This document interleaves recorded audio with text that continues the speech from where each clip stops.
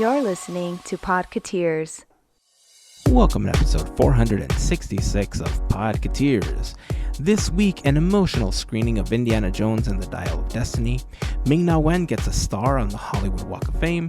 Disney releases a list of shows that will no longer be available as plans move forward to merge Hulu and Disney+. Plans for removal of a documentary are backtracked. A new live-action feature film is announced. Disney walks back plans to take Imagineering to Florida. And just over a year after launch, the Galactic Starcruiser will be taking its final voyage. And of course, our Disney history segment, Great Moments with Mr. Andrew, continues with 1963 and 1964. We'd love for you to join the conversation on our social networks, including Instagram and Facebook, but we invite you to join us on Discord. Joining the community is super simple. Just head on over to podketeers.com/links and click on the Discord button to join the community. A very special thank you goes out to an awesome group of people known as the FGP Squad, our podcast Fairy Godparents, because it's their support via Patreon that help make these episodes of Podketeers possible. As part of the FGP Squad family, you get some additional perks like exclusive discount codes for Podketeers gear, additional content like the Podketeers after show, and access to our happy hour calls, just to name a few. For more information on how you can become part of the FGP Squad family, we invite you to check out podketeers.com/FGP. And as always, a super special thank you goes out to the FGP Squad for their continued support. So it's time to get the episode rolling. If this is your first time hanging out with us, welcome. We hope that you enjoyed the episode and that you come back for more. And of course, if you've been hanging with us for a while now, welcome back, friends. Here is episode 466 of Podketeers.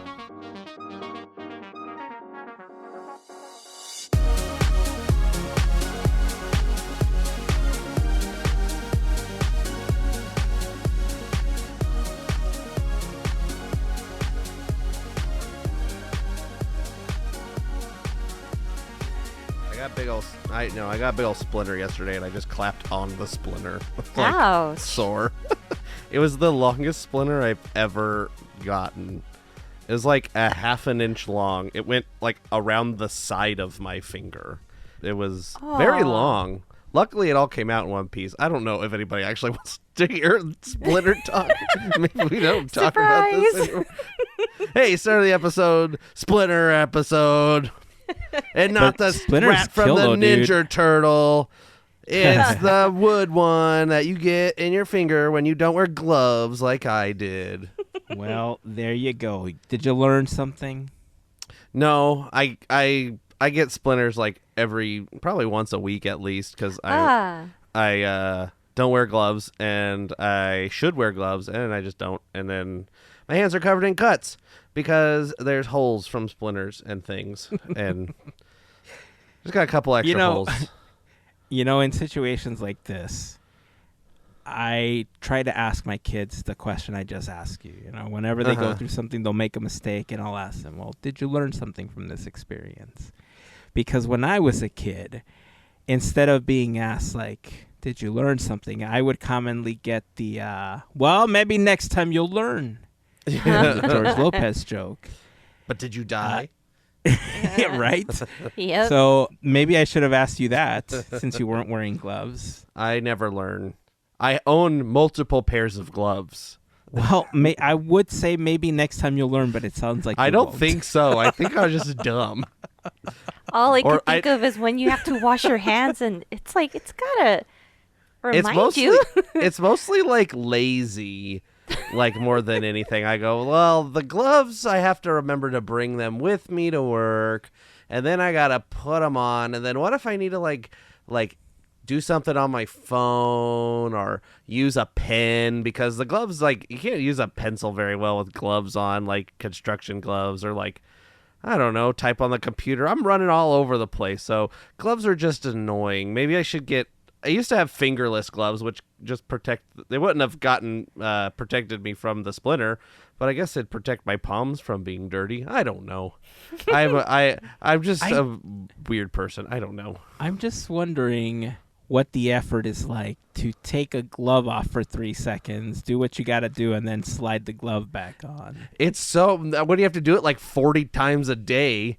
It like, but I will say, if you need to write something, they do make construction pencils. I do have construction pencils. They're big and square. Yeah, so you can use those. Well, then I get them, and then I lose them, and then I use a regular pencil, and then I'll use a Sharpie, and then I'll use a ballpoint pen, whatever I can find. A screw. I gotta mark something. That's a screw.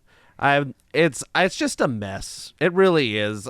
There's no rhyme or reason to it. The work gets done, and I get some splinters. I guess it's okay. Well, I guess it could be worse. It could be worse. Splinters. You could ask me to paint.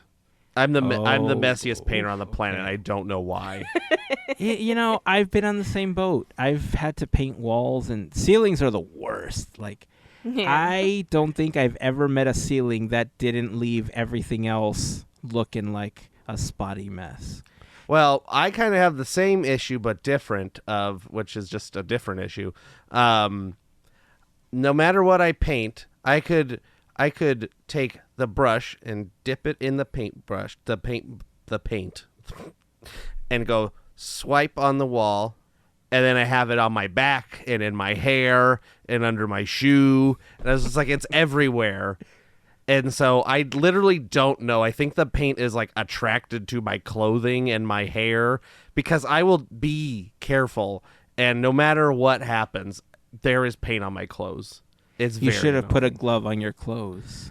I have paint Poncho. clothes. That I do. If I have to paint, I will put the paint clothes on. So I don't know. The people have to be bored listening to me talk about paint and splinters by now. Let's talk about Splinter from the Ninja Turtles. He's a rat that knows karate or something. Or no, I don't know what he knows. He knows something. He knows some kind of martial arts because he had to teach all the turtles. I think he knows Tai Chi. Is it? I believe so. I don't know much about the Ninja Turtles. I think he might know Tai Chi. Yeah, I mean, other than watching the cartoon He's when got it a was stick. on. Yeah, I mean, I think it's called a cane, but okay. I don't know. What? I thought he had like a I don't know. I've never watched the Ninja Turtles. I thought he had like a stick or something because he's a rat. No. So he had like a stick. I'm I don't pretty know. sure that he's just got a cane, but uses it as a weapon. And then Donatello does have a bow staff. So there is at least one character with a stick. So Let's see. Anywho. I'm looking it up. This one he's got like a sword. I don't know. What? Let's just move on. I don't know what I'm looking at. All it could be right. nothing. Just say, At some let's not point- talk about Splinter in any form. Wow. Well, from Splinter, let's go to another old timer, I guess. Let's talk a little bit about Harrison Ford, because we know that Indiana Jones is going to be coming out very soon, and Mel's excitement level is rising every 11. week. Yeah, every day that passes, it's just rising more and more. Yep. Mel, do you want to talk about what happened with Harrison Ford and the screening of this upcoming film? Yeah, of course. So the Cannes I'm being tongue-tied. Cannes Film Festival. There we go. Third time's the charm. Just recently happened, and Indiana Jones: Dial of Destiny was premiered there. And after the movie was done, you see this clip of everybody there just giving him a standing ovation, and it's just I didn't get to see the full clip, but what you see is Harrison Ford just looking around and being emotional, and he looks like he's grateful, and it's really nice to see that, considering we were hearing that we weren't going to get another indie film. He wasn't, excited about it. He didn't want to do anything. And so to see this happen was really, really touching. And we learn a little bit more about the film, saying that this is like that one film that's going to capture everything, all the emotions, pretty much tie in everything to give like Indy that final hurrah. So who knows what they saw that made them be like, standing ovation, well done, this is awesome, just giving the guy, the love. Again, I don't know what he was thinking. I mean, considering this is the last time he's going to be Indiana Jones. That's reality. So it was really touching to see that. It was. Yeah. I don't know if either of you know this, but maybe you have some insight. I know that for a while, Harrison Ford was distancing himself from primarily Han Solo, I think. I don't know if he ever did it for Indiana Jones, but did he ever for that franchise, or was it just from Star Wars and the Han Solo character?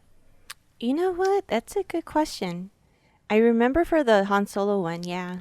As far as I know, he has always said, I am Indiana Jones. Like, there is no other Indiana Jones beside me. It's kind of like the Bible or whatever. I am the Lord thy Indiana Jones. There you Thou go. shalt have no I other stand Indiana corrected. Jones besides me.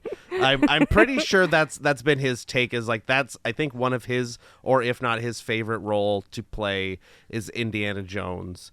And he's, I think because with Spielberg and stuff, they kind of wrote things together and developed the character together and everything like that, that this was what he wanted to do, that Indy is Harrison Ford. So as far as I know, other than the like debacle that happened that we've talked about before with the attraction and the Super Bowl, he's, as far as I know, been happy to play Indiana Jones and be fond of the character. Well, with that context, I guess the whole thing with the Super Bowl makes a lot more sense, right? Because if he has that type of emotional connection to the character and he's invested that much in it, it makes sense that when he saw the script and he saw what the show was, he's like, this is a piece of garbage. I'm not going to associate my character with this. So I get, like, it makes more sense now. But what you were saying, Mel, about this being his last time playing the role and it could have just gotten to him, I, like, now knowing all of that, I really believe that was it. Maybe he saw the film all together for the first time with everyone at that moment, and he saw himself finalizing his run as Indiana Jones, and that got him super emotional. And then it went into, like, what, like a 5-6 minute standing ovation? Mm-hmm. Yeah. Yeah. I mean, I would get super emotional having a run with a specific character for that long. Unless you're part of something like, I don't know, the Fast and the Furious, which seems to be going on for, what are they in? Fast and the Furious 97? Oh, I was going to say 20, but that sounds accurate. Okay, yeah. So Fast and the Furious 97, back behind the wheel finally. Yeah, I mean, there aren't many people that get a chance to play a character with the longevity of Indiana Jones, right? That's, has attractions and stuff like that. So, man, I don't know. I've never been a huge Indy fan to the level that you have been an Indy fan. But I have to say, the hype behind this final movie, and now with this thing with Harrison Ford at the film festival, I mean, if it got him that emotional, whether it's the last time he realizes he's playing this character or whether the film is that good, I feel like I need to watch this film. Yeah. I did find, I was trying to remember where this, I remember hearing this. It was an interview on the Today Show in 2019. He said, "Don't you get it? I'm Indiana Jones. When I'm gone, he's gone. It's easy." Like that, he is Indiana Jones. So see, we weren't going to see Mutt be Indiana Jones. Unless there Right isn't there. something in his contract and Disney says, well, we beg to differ, sir. It's, I mean, once he's dead, anybody can do anything. Like, it's all, whatever. I'm sure there's plenty of contracts in there, but it's kind of a, what do I want to say? Like, doing a kindness or whatever. Like, all right, well, you're Indiana Jones. Okay, Grandpa. Like, we got it. You're Indiana Jones. We'll do I'm still young Sala as easy peasy. We'll get that going. Coming to the Hyperion, summer 2024 at California Adventure. The Young Sala, Adventures of musical. Young Sala, the musical. Well, Why not? Why not? If you Hey, solid, one could interesting dream. character, solid short round buddy comedy or something. I Oh. don't know. We can. There's all kinds of stuff out there. Dude, if all of a sudden we start seeing Solo the musical appear in places, I'm going to ask for a royalty check again. Right? Let's see. What else do we have movie-wise going on? Oh, Ming-Na Wen is going to be getting a star on the Walk of Fame. I mean, this, I feel, is one of those that at this point is overdue, right? Because we saw her get a Disney Legend Award and everything, and everything she's been in has just been fantastic. Yeah. When we were talking about the Carrie Fisher star, I know we were doing some random research on what it costs and who has to submit it and all that stuff, right? I don't remember reading, is there a limit to how many people can get a star yearly? Oh, that's a good question. Because I don't know if that was part of our research at all. But when is she getting her star? That I don't May remember. 30th. May 30th. So it'll be next is when week. she's Yeah. getting it. Okay. According to the website, there are an average of 30 stars selected per year. All right. Oh, I mean, that's wow. a good amount. But it's kind of across the board, right? It's not just film or TV. It's also other disciplines as well, right? Music all and across the board. Yeah, 30 stars. Got in it. general, seems like. It's so crazy. I didn't know. I do remember this. I didn't know how many were there, but if you're on the site, Andrew, you may know the answer to this, so don't blurt it out if you know it. Do you know? Damn it, you got it before I even asked it. Do you know how many stars are on the Walk of Fame, or what star number Ming-Na Wen's will be? See, this is cheating, and I'll tell you why. Because I have the picture in front of me of her tweet, and I could see it. I could have played psychic, but I was like, no, I have to be honest here. All right, what is it? It's 2,757th. Yeah. So yeah. I had no clue there was almost 3,000 stars on the Walk Neither of Fame. did I.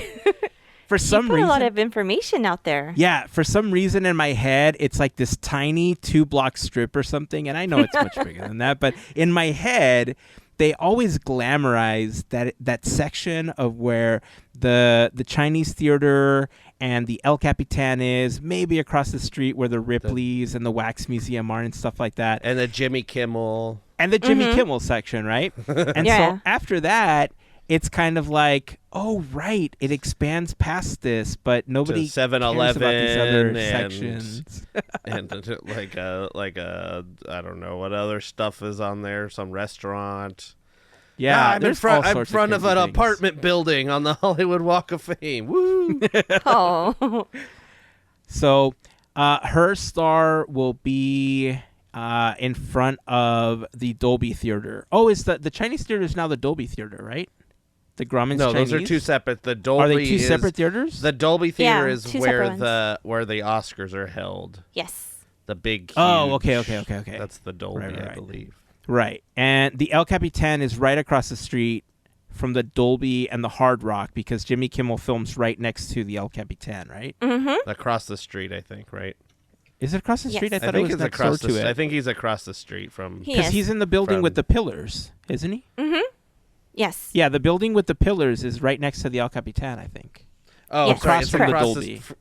It is. It is across. Yeah. The point is that you're going to see fake on Spider-Mans, Google Maps, fake Hulks, Avengers walking all around. And somewhere in the mix, you're going to see the 2,757th star on the Walk of Fame for Ming-Na Wen. May 30th. Congratulations. Very well deserved. Let's see. What else do we have? There was a good amount of news this week. I'm trying to sort it all in my head, right? Because there was park news. There was crazy political Disney park news, which we'll get into later. We had... so follow-up. We got a list of some of the shows that are going to be leaving Hulu. We talked about the Hulu and Disney Plus merger that was going to be happening. And Andrew, you sent us a link with some of the first shows that are going to be leaving the service. You kind of nailed a couple of the shows just from your experience watching them.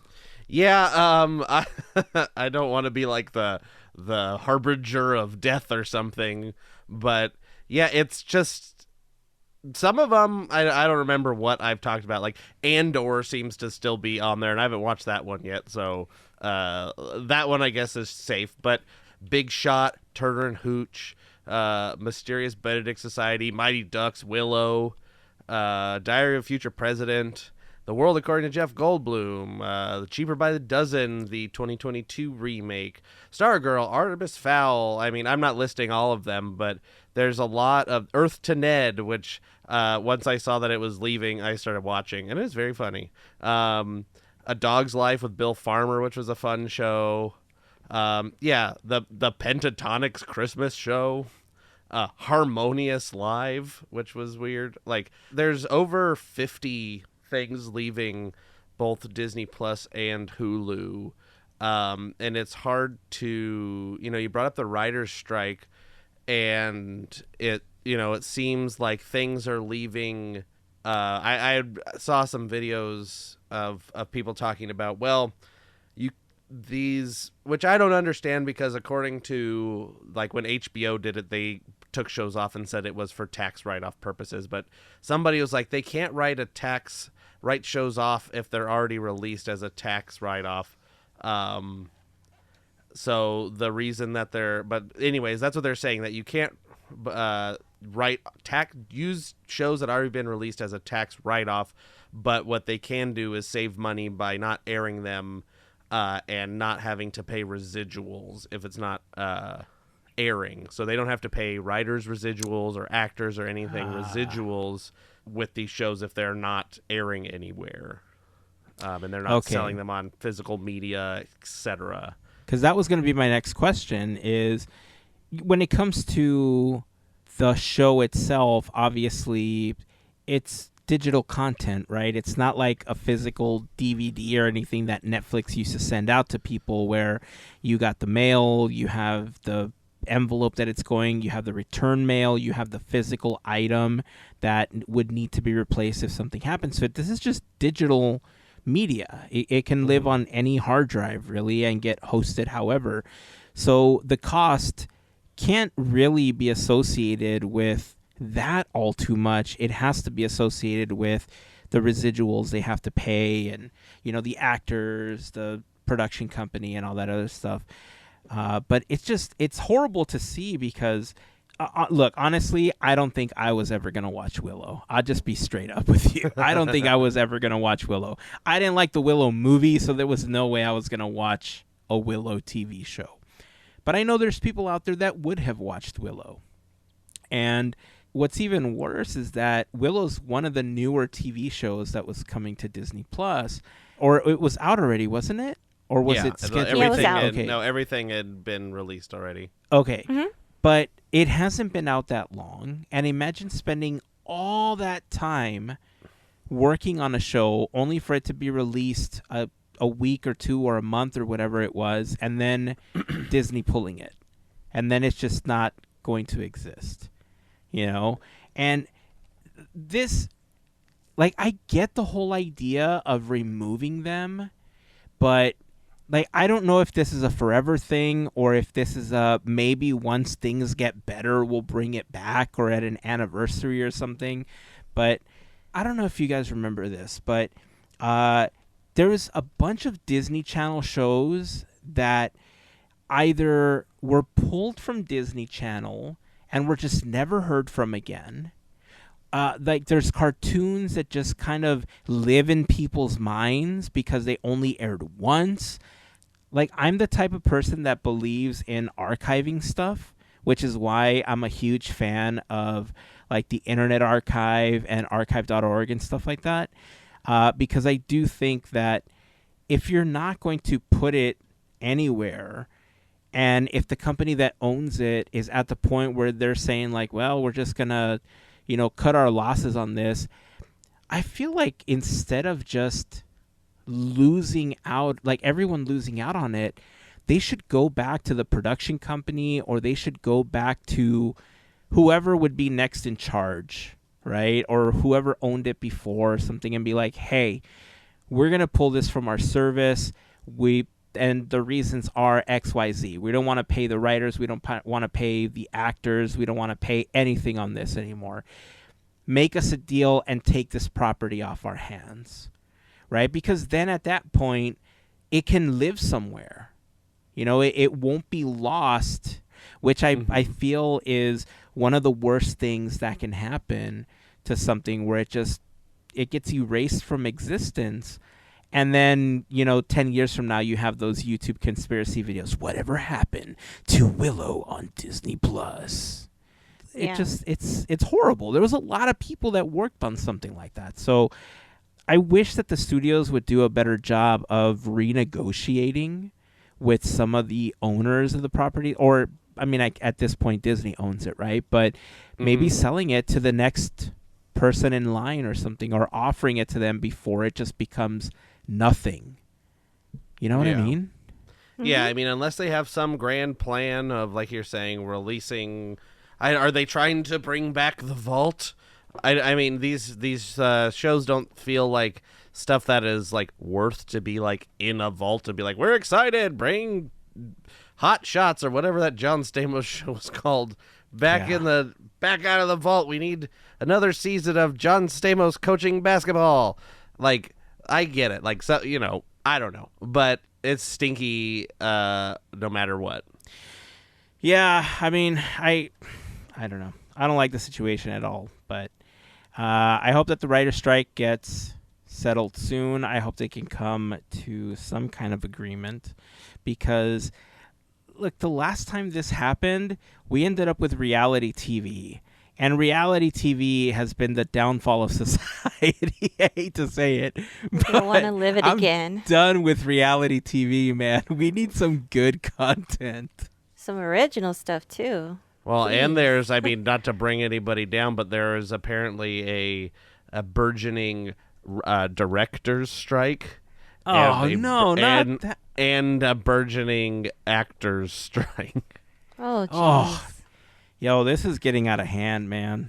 Hollywood just needs to get their act together. Just pay everyone. Sheesh. Just pay people money. You have enough Just money. Just pay people the money, and then you will make money. Like, that's what happens. Yeah. Right? I don't know. Maybe there's some cool thing that we could lobby so that Disney does it, because if you've ever wondered if Disney's listening, they do listen. Right? If enough people make noise about something, they will listen. A lot of changes that have happened in the parks over the last 6 months especially are because people got pretty vocal and they started to speak with their wallets about those changes. And so whether you speak with your wallet or you get loud enough that Disney hears, the best example is with all of this stuff that's changing on Disney Plus and on Hulu. With all of the announcements of the things getting canceled, one of the things being removed from the service was the Howard documentary about Howard Ashman that Don Hahn worked on. And people were just livid about it. They were not having it. And so people spoke up, and Disney was like, they took a step back and they were like, okay, we will not remove this from the service. So if something has a big enough fan base and you get, respectfully vocal about it, Disney will listen. They will make changes. But it has to be a change that makes sense, obviously. And in this one, it just makes sense for them to keep it. So that's a positive so far, as, we have a lot of negatives that have been changing on the service and stuff. But that is definitely a positive. Let me ask you, with all these other strikes that are happening, I don't know if it's going to affect the development of anything new, but didn't we just get an announcement that Bed Knobs and Broomsticks was coming? Yeah, that's my reaction is, yeah.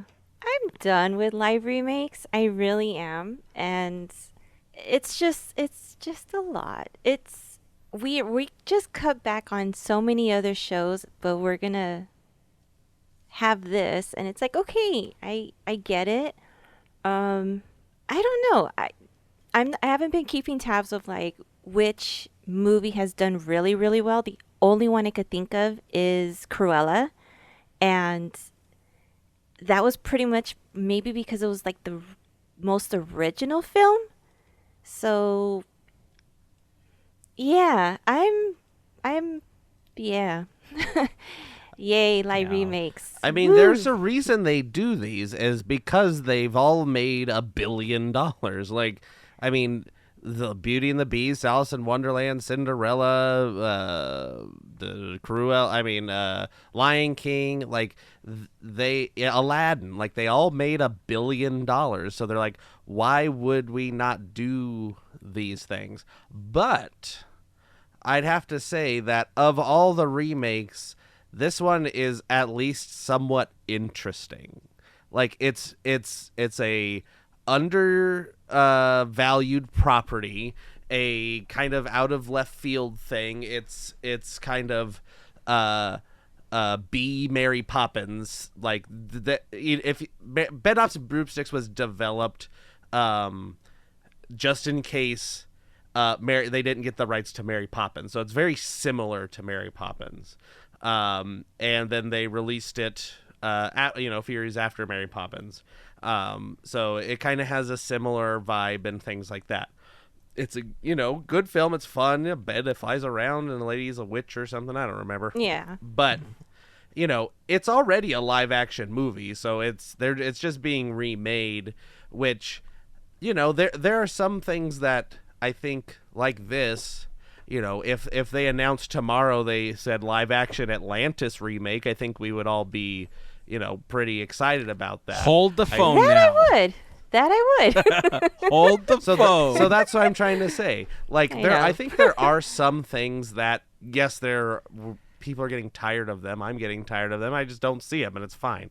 But I think there are True. some that are worth taking a second look at, especially like undervalued things like animated stuff like Atlantis, or maybe even like The Sword and the Stone, or the Black Cauldron, things like that could have another life because they were good stories but undervalued at the time. I mean, even that, and it's also like Disney has been doing remakes like for 100 years, not 100 years, but pretty close. Like, just think about like the Flubber, like that's a remake of The Absent-Minded Professor, which was a movie from the 60s, and then they remade it in the 90s or whatever. And the same thing with like the 101 Dalmatians in the 90s. They've been doing them forever. Jungle Book, same way, like because the stories are good. Now, I do agree that there's just like fatigue. They're doing too many at a time. It's like every year it seemed like there was another one. But my point that I keep saying is I think this one out of all the ones is at least somewhat interesting of a choice to be redone. I have to Not say like though, Moana.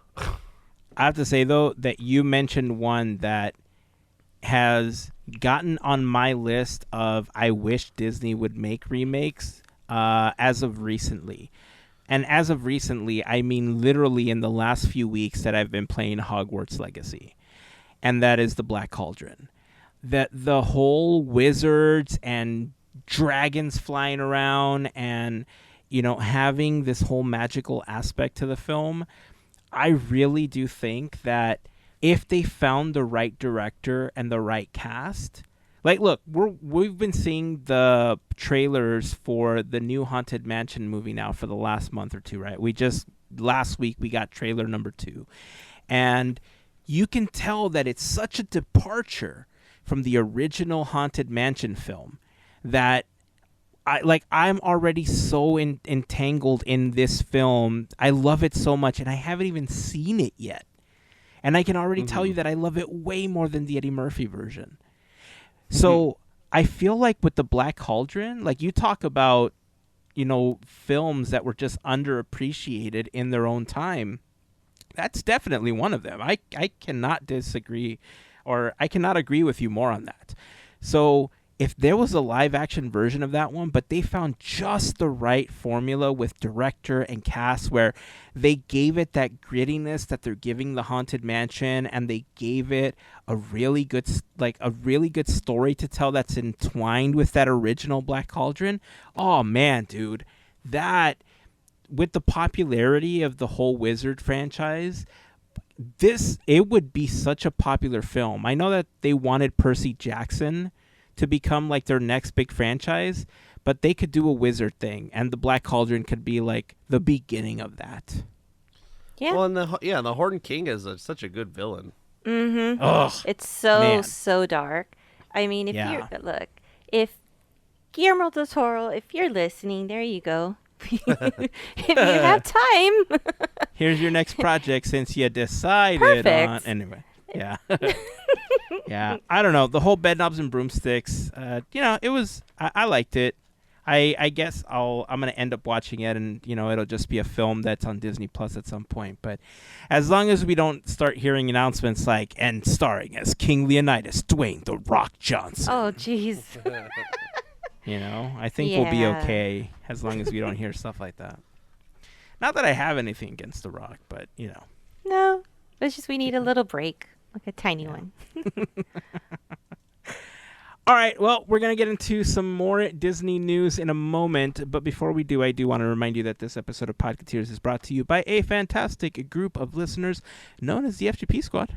We like to call them our podcast Fairy Godparents, but they've dubbed themselves the FGP Squad, and it kind of stuck because we like it. Being a part of the FGP Squad family gets you some additional perks like access to our happy hour calls, additional content that we've uploaded to Patreon, random giveaways, discount codes for Podketeers gear, and more. If you have any questions on becoming part of the FGP Squad family, you can shoot us a message over on Instagram, Facebook, or you can join our Discord. Joining our Discord is super simple. Head over to podketeers.com/links. You will find a link to join our Discord there, including a link for the FGP Squad. On that page, you'll find some information about the FGP Squad, what it's all about, a link to our Patreon, some of our top contributors, and more. So again, if you have any questions, please feel free to reach out to us. We'll be happy to answer any questions that you might have. And of course, to all of the members of the FGP Squad family, we just want to send a huge thank you for your continued support. Okay, so a couple of the big news items from this last week one of them I don't think was a surprise, so we'll start with that one. And it was the announcement that Disney has decided that they are no longer going to continue with this $1 billion project that they had started on this new complex where they were moving Imagineering to Florida. Now, this was a really big deal about a year or so ago because when this kind of first was announced and the idea of moving Imagineering over to Florida came about, Disney reached out to a lot of Imagineers. And as a lot of them were going back to the office, Disney said, look, you have an option. You can either part ways with the Disney company or you can relocate to Florida. And it was a really sad time because we lost a lot of really great Imagineers at that point. A lot of them just quit because they weren't ready to relocate themselves or their families to Florida. But a lot of them did make the leap. They sold their homes in California. They bought new homes in Florida, expecting for this project to go through, full relocation, and now Disney has canceled it. The horrible thing about this, to me, isn't as much that the project is canceled. I know that there's a lot of things going on with the Disney company and Florida and stuff like that. It's the back and forth for all of the Imagineers and all of the cast members who this has affected in really severely major ways, right? Because especially for all those that sold their homes in California to move to Florida, who's to guarantee that they're going to find a home similar or better or even comparable to what they had to sell in an area that they want if they move back to California? Because if Imagineering's not moving to Florida, it's obviously going to stay in California. at least for now, right? So what are your thoughts on this one? Because this one, I felt super sad, but also kind of heated about the whole thing when it was announced. No, you're not alone. You're not alone. When the news broke, I kind of had the same feeling, and I had that feeling beforehand too. Like before they were told that they had that option of relocating to Florida. I felt bad because it's a transition. Like you have to do all this stuff in order to prepare, move, do all this stuff. It's kind of like starting over. And it also seemed like at the time things were kind of uncertain because there was so many changes happening at the time. It just seemed like a scary situation to be a part of. Now, when the news broke, it was more like anger because these Imagineers, they're part of the cast member family, and it's like it stinks to know that they were given this, and now they're in Florida. They've cemented their feet. It's like how is Disney going to help them out with this? And if anything, I really do hope that the company takes care of them. It's a really unfortunate thing that they were given this choice and stick with the company. It's hard. It's hard. It's difficult. I just hope that they're going to be taken care of. That's pretty much it. That's all we pretty much want for them is take care of their talent. Don't lose anybody else, because we lost so many good people and talented people, and it's sad. It's not so fun. Yeah, move them back to LA, pay for everything, buy them a house, like do whatever you need to do. Email all the people you screwed over and lost and see if they want their jobs back. Like they need to make this right somehow, because it was a dumb Chapek move to move everybody to Florida, and now they're paying the price of having to deal with all this. And we could have just stayed and it would have been fine and everything. They could just ship stuff to Florida when they need to. Like, who cares? And have some hotels. You have so many hotels you can put Imagineers in while they're working on projects in Florida. It's not a big deal. You own 50 hotels or whatever in the vicinity of the place that you are in theory building things. So it's dumb that it happened in the first place. So hire people back, move them back to California if they want to. If they don't want to, figure out a way to keep them on in Florida if they've decided to stay in Florida. Maybe they're from Florida and they moved back, and et cetera, et cetera, et cetera. They got to make it right. Yeah. This was a huge hit to Imagineering. But I mean, as long as, I don't know where they're going next, right? Obviously, when Bob Iger was brought back on board, one of the biggest things that he was tasked with was trying to save the company, what was it, $5 billion? And part of all of the layoffs that they were going to be doing over the course of several months were going to contribute to saving that money in the long run. And I remember they talked about not affecting cast members, at least not frontline cast members that you would see in the parks or anything. But I didn't see them canceling this, but in a way you kind of saw this one coming because of the issues that they've been having with Florida. This was the more predictable of the two pieces of news that we're going to be talking about.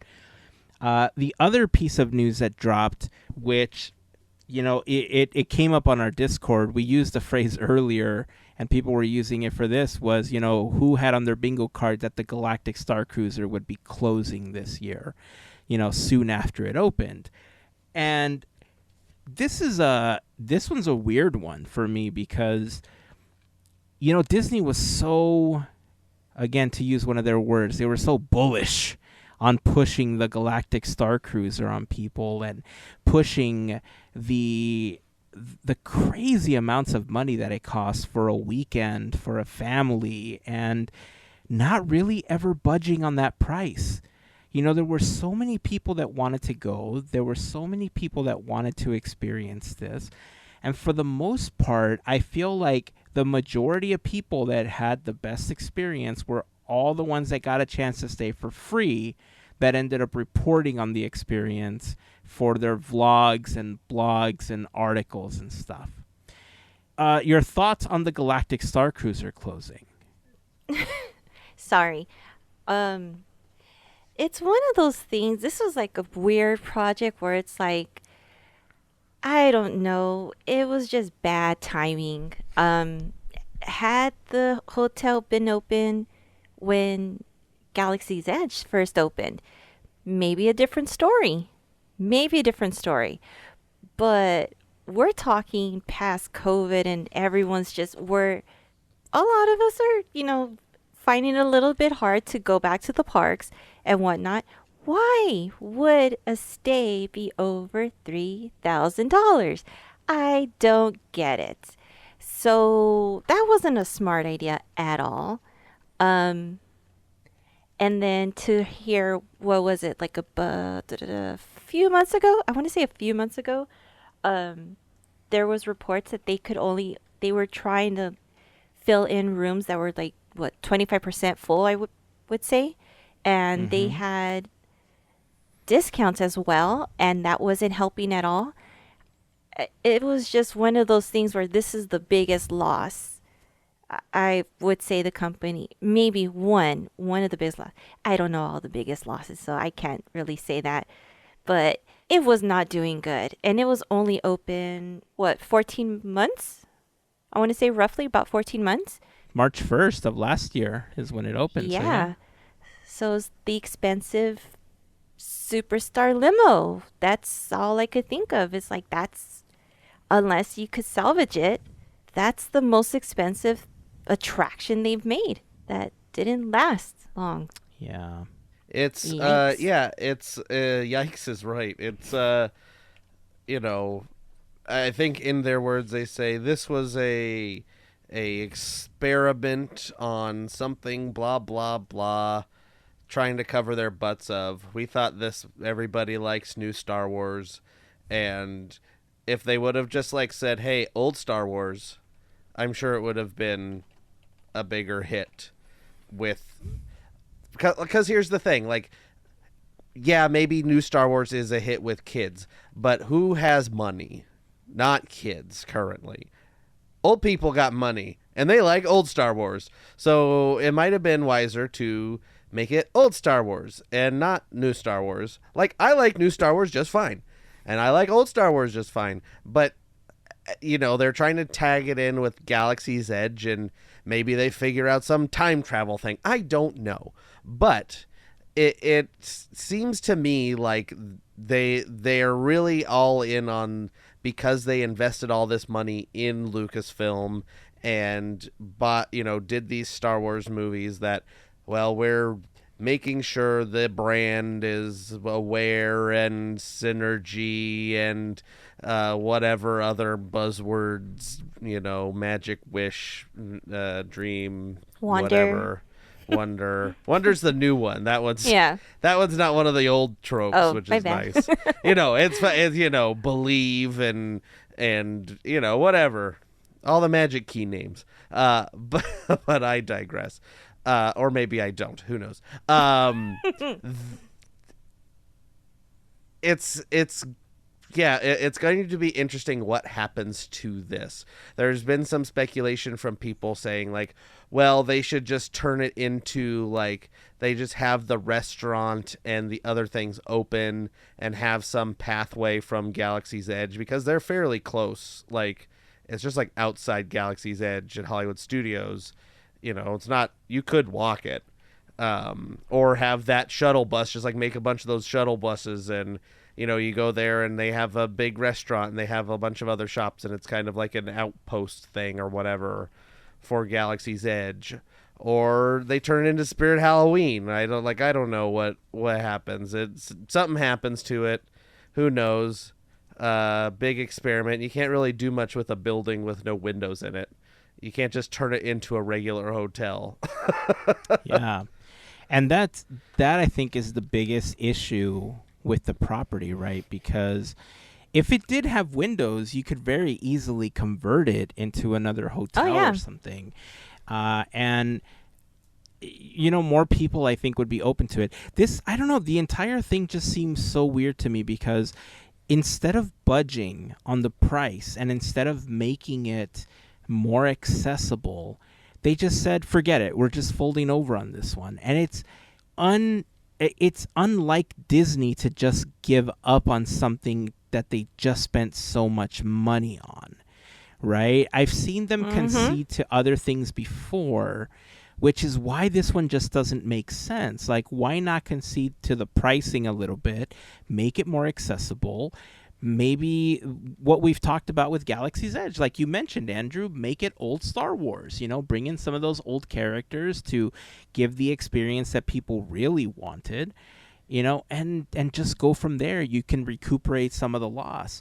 They wanted to recuperate so much so quickly that now they're losing everything. And so in my head, I'm wondering if, we talk about some of the things that are being removed from Disney Plus and Hulu.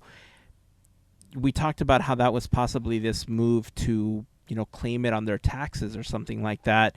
What if they end up demolishing it and claim it on their taxes as just, to take the tax break on it instead? Because then, they could just build something else or expand the park. Will they do it? I don't know, given all of the issues that they have with Florida right now and all the, the land and property issues that they have going on with Florida's governor. I'm sure that building something else would be difficult if they chose to demolish it. So maybe the restaurant and pathway is the best thing to do with it right now. It just seems so weird that they decided to just call it quits and not help everyone that wanted to go and experience it a little bit. The other thing is, this $5 billion that they're trying to save, they said that it wasn't going to affect cast members. And unless you're going to relocate all of the members of the Galactic Starcruiser, all the cast members that worked on there, to other positions in the park, it is now affecting cast members. Well, I'm sure they can, because I believe, if I'm not mistaken, there is like a shortage of hotel employees across the board. So I'm sure they can easily, at least for general hotel staff, but there's also, and like cooks and things, but there are also entertainers and other people that are doing things there. So hopefully that they will be able to move everybody to a position and keep them at their same rate of pay and et cetera, et cetera, et cetera, to minimize the blow of, hey, this thing is closing. Yeah. By the way. So weird, man. So weird.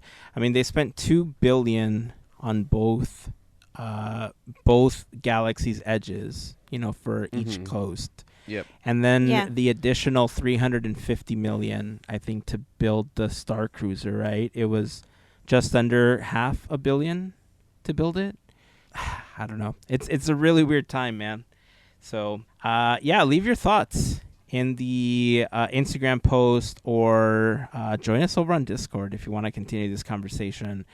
We'd love to hear your thoughts. This was definitely one of the most surprising things that we've heard from the Disney company. I still think they could have saved it by just tweaking the prices a little bit.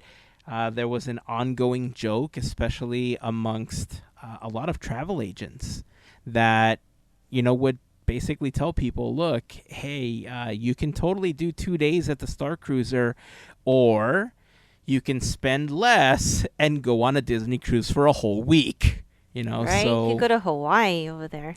It must have just been that much to operate. Like the only reason I would think that they are not budging on the price is it must have been that expensive to operate. There's got, unless they're like, okay, well, overhead, this operation cost, and it has to make this much money to pay itself back, kind of thing. I don't know, but it must have just been like the most expensive thing on the planet to operate if they couldn't bring that price down. Yeah, I mean, you're right. It could have. Makes sense. I know that they had already changed things where it already didn't feel or was starting to not feel premium. I know that some of the food, a lot of people were posting some of the food options, and they just didn't look appetizing. They looked pretty generic, so they did have their specialty things, right? But for the most part, it didn't look like it was fully premium. So I don't know. This is a really strange one. But again, we'd love to hear your thoughts. Join the conversation. Leave a comment on the Instagram post for this episode, or join us over on Discord. We'd love to hear your thoughts on the closing of the Galactic Starcruiser, everything that's been happening with the Disney company, the closure, or the cancellation rather, of the new campus in Florida. And what do you think Disney should do about all those Imagineers that relocated to Florida, sold their homes in California, etc.? Leave your thoughts. We'll continue the conversation there. So I think it's time to start wrapping up the episode. And of course, we like to wrap it up while Disney is celebrating their 100 years of wonder with our own little tribute segment talking about Disney history with the one and only, the great Mr. Andrew. And they are great moments with Mr. Andrew. He's so great. He's here. It's Mr. Wow, yay. I don't know. That's a big that's a big crowd. I don't know why they sound whispery and far away. But anyway, well, maybe they are. Maybe they are. There. It's just I have like a little crowd here in my palm of my hand. There's 1,000 people there, but they're all miniature. Yeah. And also imaginary. So, but anyway. The great moments with Mr. Andrew, that's me. We're going to cover the years 1963 and, how appropriately, 1964. For 1963, the films released in 1963. On January 16th, Son of Flubber. February 20th, Fantasia is reissued. March 29th, The Miracle of the White Stallion. On June 1st, Savage Sam. On June 19th, a reissue of 20,000 Leagues Under the Sea. July 7th, Summer Magic. October 30th, The Incredible Journey. December 11th, The 3 Lives of Thomasina. And hopefully I said that right. Anyway, and December 25th, The Sword in the Stone. For TV in 1963. On May 26, Disney is awarded an Emmy Award for Outstanding Program Achievements in the Field of Children's Programming for the Walt Disney's Wonderful World of Color show. 22 episodes of The Wonderful World of Color air on NBC in 1963. For Disneyland in 1963, on June 23rd, Walt Disney's Enchanted Tiki Room opens at Adventureland. This is the first attraction with sophisticated audio animatronic figures, 225 of them. It was personally financed by Walt Disney and required a separate ticket to see the show, which cost 75 cents for adults.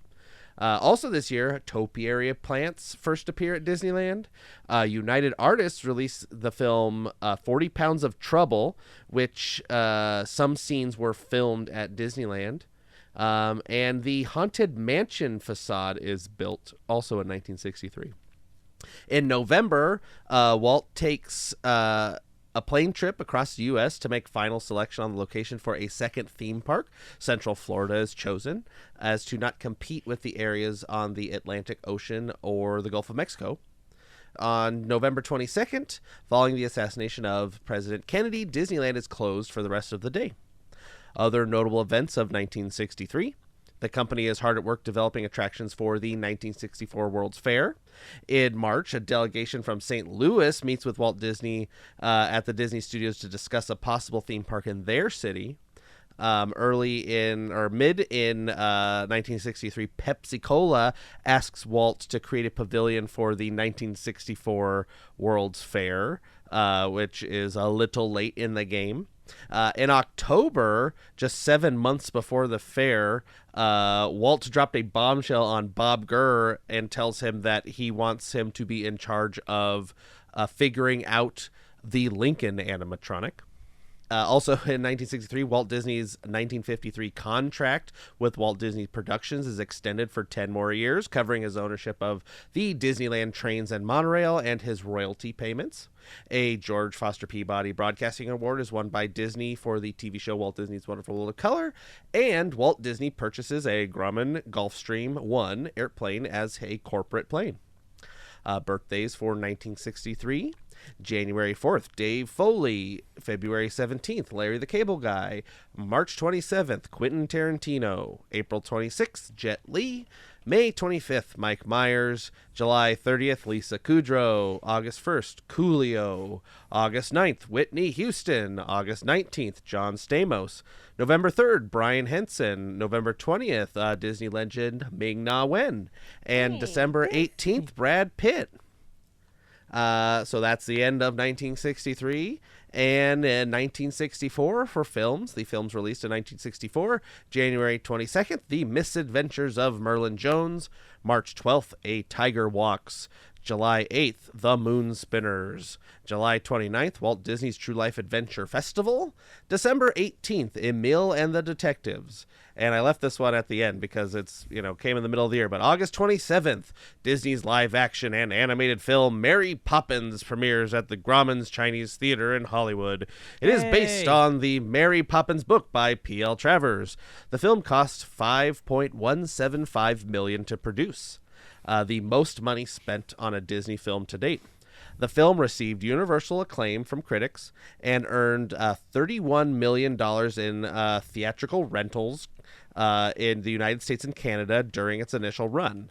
It was one of the 12 top-grossing films in the United States for 32 weeks in a row. For 1964 in TV, the Academy of Television Arts and Sciences awards an Emmy Award for Outstanding Achievement in Art Direction and Science. What happened to my voice there? Anyway, Art Direction and Scenic Design to Carol Clark and Marvin Davis for Walt Disney Studios and Walt Disney's Wonderful World of Color TV show. For Disneyland in 1964, in February, 36 Disneyland cast members create an official certificate of membership in the Order of the Red Handkerchief. Eligible members are those who had operated the mine train through the Rainbow Caverns. 256 cast members become members. On February 22nd, the Below Decks Museum attraction opens on the sailing ship Columbia. In March, the Ruggles China and Glass House opens on Main Street. Also in 1964, the Jungle Cruise is expanded with a Trap Safari and African Veldt region. John Hench creates a sketch of a proposed new thrill attraction for Tomorrowland called Spaceport, which would later become Space Mountain. The Autopian Tomorrowland is redesigned. The name of the Mickey Mouse Club Theater is changed to the Fantasyland Theater. On August 7th, the Astro Jets is renamed Tomorrowland Jets. The name of the Circorama Theater is changed to Circle Vision. And this year, the Christmas in Minilands Parade is held for the last time at Disneyland. And I have a special section for the World's Fair in 1964. On April 16th, the Great Moments with Mr. Lincoln exhibit for the World's Fair passes testing at WED Enterprises headquarters in California. And on April 17th, it is shipped from California to New York. And on April 22nd, the New York's World Fair opens for the 300th birthday of New York City. Walt Disney's WED company constructed pavilions for Ford, which was the Magic Skyway attraction, General Electric, Progress Land, the state of Illinois, Great Moments with Mr. Lincoln, and a PepsiCo/UNICEF, It's a Small World. Though the Great Moments with Mr. Lincoln attraction opens a few weeks later on May 2nd. More than 51 million people attend the 1964 World's Fair. I wanted to add lots more stuff about when attractions happened and when they moved and all this stuff, but I couldn't find very much, so I gave you what I got. But I'm sure there's a whole years worth of episodes on the World's Fair that could happen. Anyway, I'm not done with this. I'm talking in the middle of it. Other notable events of 1964. On April 15th, Disney lawyer Robert Foster leaves New York bound for Florida to begin land purchases for Disney. He uses the name Robert Price to keep his identity secret. Walt Disney begins developing concepts for the Epcot Center in 1964. And on September 14th, U.S. President Lyndon Johnson presents Walt Disney with a Presidential Medal of Freedom for a lifetime of achievement. Birthdays in 1964. January 7th, Nicolas Cage. March 7th, Wanda Sykes. March 16th, Gore Verbinski. April 25th, Hank Azaria. June 19th, Bill Beretta. June 23rd, Joss Whedon. September 2nd, Keanu Reeves. October 9th, Guillermo del Toro. November 14th, Patrick Warburton. And November 29th, Don Cheadle. And I'm adding a new section to this, which is kind of a sad section. This is the notable deaths of 1964 with adult Mouseketeer Jimmy Dodd passing away in 1964. And on that low note, I guess we will end great moments with Mr. Andrew for the years 1963 and 1964. Well, we'll pivot a little bit on that one because 63 and 64, 63 and 64 were some of the biggest years in the Disney company. You know, there's always ebbs and flows, right? They were going into the World's Fair, but the purchase of the plane, I think in 63, was one of my favorite things that happened. That plane we got to see at the last D23 Expo. It was super cool getting a chance to see it on display. It was restored. The plane was nicknamed Mickey Mouse 1. And so it served as Walt's plane for a lot of different projects. But what people may not know is that it continued to serve as an executive plane for years after Walt passed away, including transporting different artists, you know, from location to location. And it actually didn't take its last flight until, I want to say, in the 90s. It was like October 92, 93 or something like that it took its last flight. Then it just kind of landed in Florida, and it just kind of sat there for a really long time until the restoration project. Until the restoration project, you know, not too long ago. Who did the restoration? Was it Amazon that paid for the restoration? They paid for, yes, it was like, I think, Amazon Prime or something. It was so crazy, yeah. But, you know, they did it, and it looked beautiful. It was on display in one of the big halls at D23. The arena. The arena, right, in the arena section. And now I believe it is at a museum in L.A. somewhere where the interior is being restored. Yeah, so, that'll be nice. I hope that at some point they allow you to... I hope they find a way to cover things in plastic like they have with other aircrafts so that you can walk inside of it and actually tour the inside. Yeah. I'm sure it'll be a separate ticket price, but they'll make it. I'd totally do it. Yeah. I would love to tour the inside of that plane. Yeah. But yeah, but you're saying like it's in Palm Springs, I think. The Palm Springs Air Museum. That sounds right. Yes, that sounds right.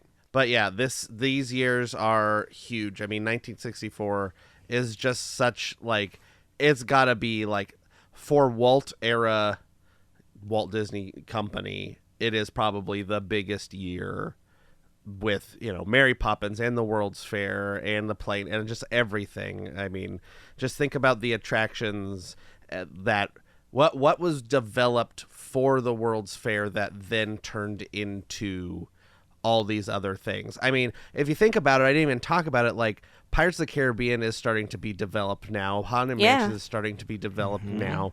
Like all these things, Walt Disney World is being developed now. This is a huge year. There's so many things that I couldn't cover. I couldn't, you know, find great, you know, a lot of this stuff is just in books. And, you know, that's not very easy to research when I don't own the book. So I did get the Imagineering story book just recently. So now I have a big book, the biggest book on the planet to do some research on. and hopefully that'll help my future endeavors. But for this week, it did not. Yeah. One of the things that we've been talking about off air is, future episodes and things that we want to bring back and things that we want to do. And one of the things that we've talked about a lot is the history episodes, right? Where we dedicate an entire episode to the history of something, because as Disney nerds, it's one of our favorite things that we get an opportunity to do, but they take a lot of time to develop and, write and, figure out what we want to do. The research and everything always takes a long time. So on the board for this year, obviously, we have the idea to bring those back. And I know we've talked about the World's Fair, and I know we've talked about it when we talked about like some of the Imagineer stories and stuff. But the World's Fair, I think, is just something that we can dedicate an episode or two on and just talk about everything that went on, all the little stories that we can find. Because you're right, everything was being developed.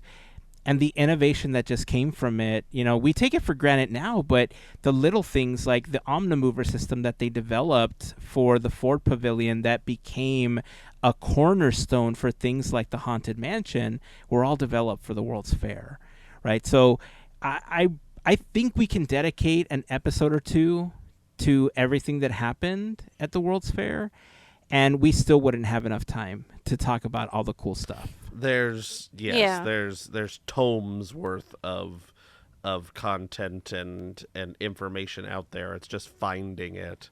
And the fair ran for 2 years, so it was all of like I think it was like 8 months in 64 and 8 months in 65.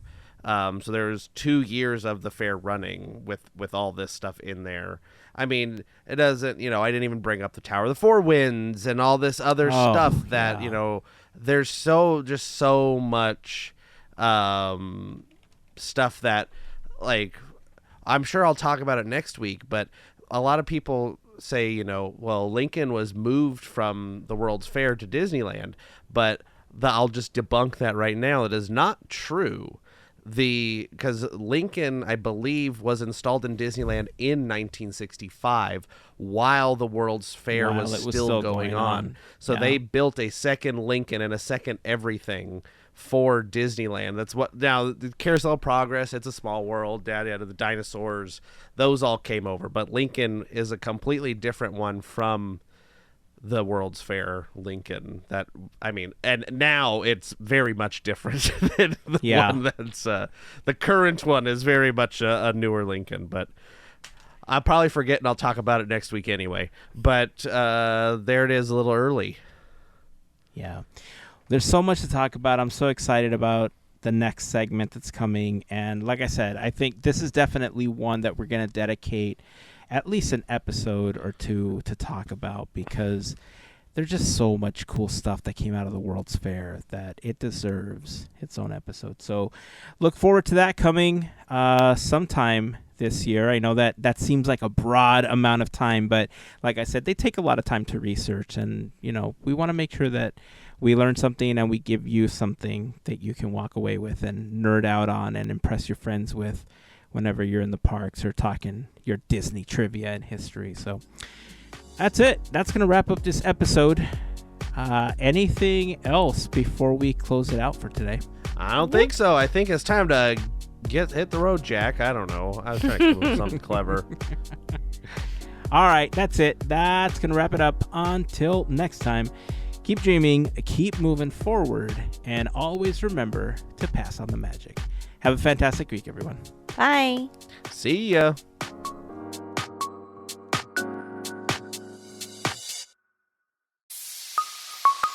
Part of the Podketeers Network.